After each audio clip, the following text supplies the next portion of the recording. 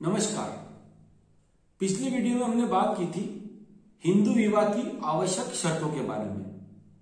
उसमें शर्त संख्या 1 किसी व्यक्ति के पहले से जीवित पति या पत्नी नहीं रहने से संबंधित है।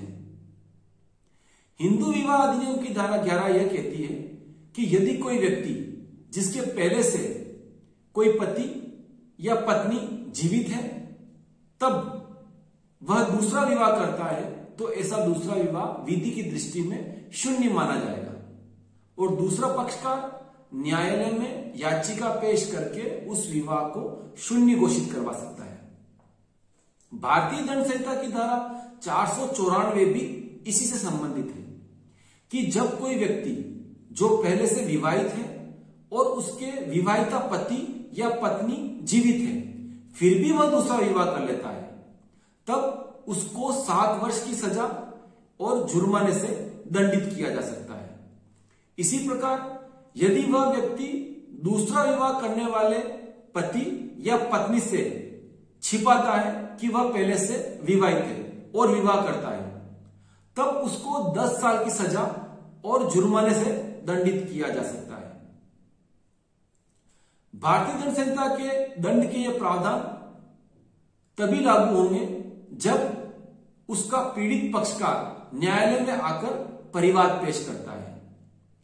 चूंकि दूसरे विवाह का अपराध विवाह संबंधी अपराध है और यह अपराध असंज्ञेय, जमानती और शमनीय अपराध है। इसका अर्थ यह हुआ कि न्यायालय किसी व्यक्ति को दंड तभी देगा जब पीड़ित पक्षकार न्यायालय में आकर परिवाद पेश करेगा। कुछ परिस्थितियां ऐसी भी हैं जब दूसरा विवाह करने वाले व्यक्ति को दोष सिद्ध और दंडित न्यायालय द्वारा नहीं किया जाएगा। उसमें पहली परिस्थिति है कि जब वह व्यक्ति जिसने दूसरा विवाह किया है उसका पहला विवाह न्यायालय द्वारा शून्य घोषित कर दिया जाए। दूसरा, उस व्यक्ति के विवाहित होने की स्थिति में पहली पत्नी या पति के बारे में 7 सालों से किसी भी व्यक्ति ने कुछ भी नहीं सुना है, यानी कि वह व्यक्ति अपनी पहली पत्नी और पति के बारे में कुछ नहीं जानता है और वह गुमनाम है और ऐसी परिस्थिति में वह दूसरा विवाह करने वाले व्यक्ति को यह बात बता देता है, यानी कि उससे यह बात नहीं छिपाता है।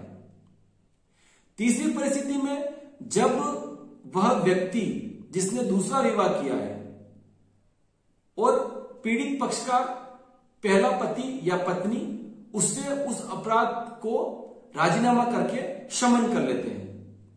और अंतिम परिस्थिति है कि जब वह व्यक्ति जो इस दूसरे विवाह से पीड़ित है कोर्ट में परिवाद ही पेश नहीं करे, उस परिस्थिति में भी कोर्ट उसका विचार नहीं करेगा और उस व्यक्ति को दोष सिद्ध नहीं कर सकता है।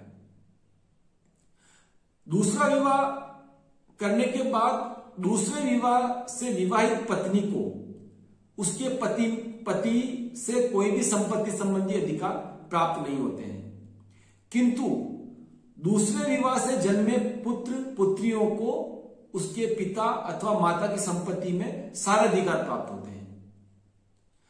तो यह था दूसरे विवाह से संबंधित महत्वपूर्ण कानूनी प्रावधान।